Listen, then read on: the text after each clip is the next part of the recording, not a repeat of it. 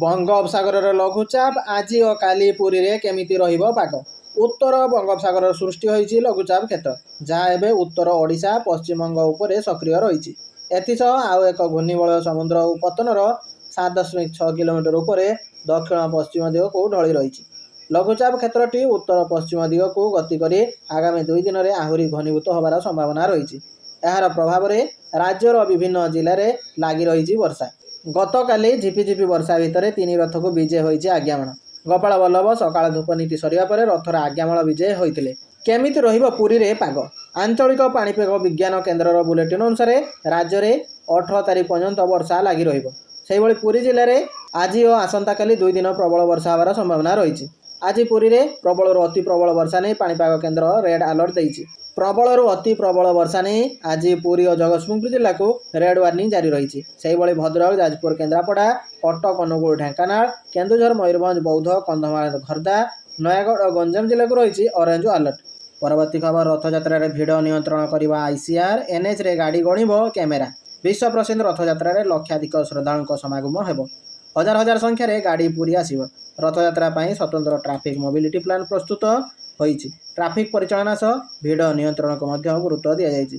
ଚଳିତ ବର୍ଷ ଭିଡ଼କୁ ଇଣ୍ଟିଗ୍ରେଟେଡ୍ କଣ୍ଟ୍ରୋଲ ରୁମ୍ ଆଇସିଆର୍ ଜରିଆରେ ପରିଚାଳନା କରାଯିବାର ସୂଚନା ମିଳିଛି। ପରବର୍ତ୍ତୀ ଖବର, ଓଡ଼ିଶା ପାଇଁ କେନ୍ଦ୍ର କ୍ୟାବିନେଟ୍ର ବଡ଼ ଘୋଷଣା। 2ଟି ବଡ଼ ରେଲୱେ ପ୍ରକଳ୍ପକୁ କେନ୍ଦ୍ର କ୍ୟାବିନେଟ୍ର ଅନୁମୋଦନ। ଦୋହରୀକରଣ ହେବ ପାରାଦୀପ ହରିଦାସପୁର ରେଲୱେ ଲାଇନ୍। ରାଜଖରସୁଆଁ ଡାଙ୍ଗପୋଷି 4 ଲେନ୍କୁ ବି କ୍ୟାବିନେଟ୍ ମଞ୍ଜୁରୀ ମିଳିଛି। 2 ରେଲୱେ ପ୍ରକଳ୍ପ ପାଇଁ 3,907 କୋଟି ଟଙ୍କାର ବ୍ୟୟ ଅଟକଳ ରଖାଯାଇଛି। 2ଟି ପ୍ରକଳ୍ପ କାମ 2030-31 ସୁଦ୍ଧା ସାରିବାକୁ ଲକ୍ଷ୍ୟ ମଧ୍ୟ ରଖାଯାଇଛି।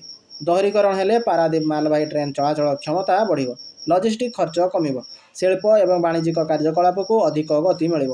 2ଟି ପ୍ରକଳ୍ପ ଦ୍ୱାରା ଓଡ଼ିଶା ଓ ଝାଡ଼ଖଣ୍ଡର 4 ଜିଲ୍ଲା ମଧ୍ୟ ଉପକୃତ ହେବେ।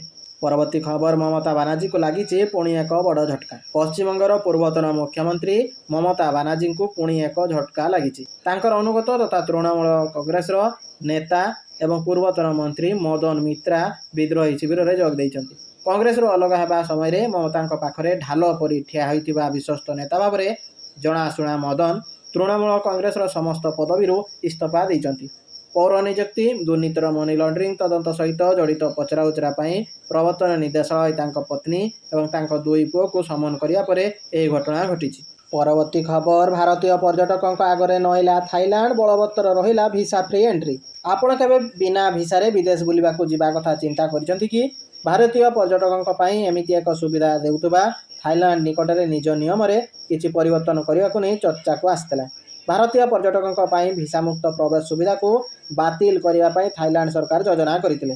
ହେଲେ ଏହି ଖବର ପ୍ରସାରିତ ହେବା ପରେ ଭାରତରୁ ଥାଇଲାଣ୍ଡ ଯାଉଥିବା ଯାତ୍ରୀଙ୍କ ସଂଖ୍ୟାରେ ବଡ଼ ଧରଣର ହ୍ରାସ ଘଟିଥିଲା। ଶେଷରେ ଭାରତୀୟ ପର୍ଯ୍ୟଟନ ବଜାରର ଦାବି ଆଗରେ ଥାଇଲାଣ୍ଡ ସରକାରଙ୍କୁ ନଇବାକୁ ପଡ଼ିଛି। ଏବେ ଭାରତୀୟମାନେ ପୂର୍ବ ଭଳି ବିନା ଭିସାରେ ଥାଇଲାଣ୍ଡ ଯାଇପାରିବେ, କିନ୍ତୁ ଏହାର ଅବଧିରେ କିଛିଟା ସଂଶୋଧନ କରାଯାଇଛି। ପରବର୍ତ୍ତୀ ଖବର, ଏଥାନଲ ମିଶ୍ରିତ ପେଟ୍ରୋଲ ପସନ୍ଦ ନୁହେଁ ତ ଅଧିକ ଟଙ୍କା ଦିଅ, ଶୁଦ୍ଧ ପେଟ୍ରୋଲ କିଣ। ନୀତିନ ଗଡ଼କରୀ। ଏଥାନଲ ମିଶ୍ରିତ ପେଟ୍ରୋଲ E20କୁ ନେଇ ଚାଲିଥିବା ବିବାଦ ଓ ଆଶଙ୍କା ଉପରେ କେନ୍ଦ୍ର ସଡ଼କ ପରିବହନ ଏବଂ ରାଜପଥ ମନ୍ତ୍ରୀ ନୀତିନ ଗଡ଼କରୀ ବଡ଼ ବୟାନ ଦେଇଛନ୍ତି। ଏକ ସାକ୍ଷାତକାରରେ ସେ ସ୍ପଷ୍ଟ କରିଛନ୍ତି ଯେ ଯେଉଁମାନେ ଗାଡ଼ିରେ ଏଥାନଲ ମିଶ୍ରିତ ପେଟ୍ରୋଲ ବ୍ୟବହାର କରିବାକୁ ଚାହୁଁନାହାନ୍ତି ସେମାନେ 100% ଶୁଦ୍ଧ ପେଟ୍ରୋଲ କିଣିପାରିବେ, ହେଲେ ଏଥିପାଇଁ ସେମାନଙ୍କୁ ଅଧିକ ଟଙ୍କା ଖର୍ଚ୍ଚ କରିବାକୁ ପଡ଼ିବ। ଏହାସହ E20 ଇନ୍ଧନ ଯୋଗୁଁ ଗାଡ଼ିର ଇଞ୍ଜିନ୍ ଖରାପ ହେଉଥିବା ଦାବିକୁ ସେ ସମ୍ପୂର୍ଣ୍ଣ ପ୍ରତ୍ୟାଖ୍ୟାନ କରିଛନ୍ତି। ଏହା ସରକାର ଓ ତାଙ୍କ ବିରୋଧରେ ଚାଲିଥିବା ଏକ ରାଜନୈତିକ ଉଦ୍ଦେଶ୍ୟ ପ୍ରଣୋଦିତ ଅପପ୍ରଚାର ବୋଲି ଗଡ଼କରୀ କହିଛନ୍ତି। ପରବର୍ତ୍ତୀ ଖବର, ଦେଶର ପରମାଣୁ ସୁରକ୍ଷା ବିପଦରେ, କୁଡାନକୁଲମ ପରମାଣୁ ଶକ୍ତି କେନ୍ଦ୍ରର ଡାଟା ଲିକ୍। ତାମିଲନାଡୁରେ ଅବସ୍ଥିତ ଦେଶର ସର୍ବବୃହତ କୁଡାନକୁଲମ ପରମାଣୁ ଶକ୍ତି କେନ୍ଦ୍ର ସହିତ ଜଡ଼ିତ ସମ୍ବେଦନଶୀଳ ଡାଟା ଲିକ୍ ହୋଇଯାଇଛି। ୱାର୍ଲଡ ଲିକ୍ସ ନାମରେ ଜଣାଶୁଣା 2ଟି ହ୍ୟାକର ଗୋଷ୍ଠୀ ପାୱାର ପ୍ଲାଣ୍ଟ ବିଷୟରେ ସୂଚନା ପୋଷ୍ଟ କରିଛନ୍ତି, ଯେଉଁଥିରେ ପ୍ଲାଣ୍ଟର କିଛି ଅଂଶର ବ୍ଲୁପ୍ରିଣ୍ଟ, ଯୋଗାଣକାରୀ ସୂଚନା, ବୈଠକ ଏବଂ ଯାଞ୍ଚ ରେକର୍ଡ, ଉପକରଣ ସମୀକ୍ଷା ଏବଂ ବୀମା ପଲିସି ସହିତ ଜଡ଼ିତ ପ୍ରାୟ 19,000ରୁ ଅଧିକ ଗୁରୁତ୍ୱପୂର୍ଣ୍ଣ ଡକୁମେଣ୍ଟର ବିବରଣୀ ଅନ୍ତର୍ଭୁକ୍ତ। ୱାର୍ଲଡ ଲିକ୍ସ ହ୍ୟାକର ଗୋଷ୍ଠୀ ଦାବି କରିଛି ଯେ ଏହି ଡକୁମେଣ୍ଟଗୁଡ଼ିକ ଅନିଲ ଆମ୍ବାନୀଙ୍କ ରିଲାଏନ୍ସ ଗ୍ରୁପର, ଯାହା ପ୍ଲାଣ୍ଟର ଠିକାଦାର ଭାବରେ କାର୍ଯ୍ୟ କରୁଛି।